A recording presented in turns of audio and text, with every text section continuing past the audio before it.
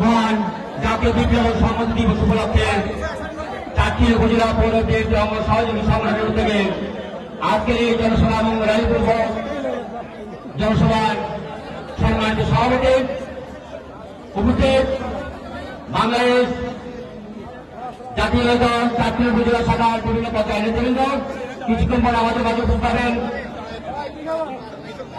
আমাদের মাঝে এখন উপস্থিত চাকরির পৌরসভা 4 নম্বর থেকে বিএনপি পরিবারের সকল নেতৃবৃন্দ এক বিশাল মিটিং আমাদের মাঝে উপস্থিত হয়েছেন।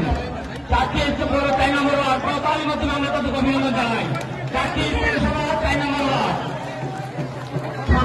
আছে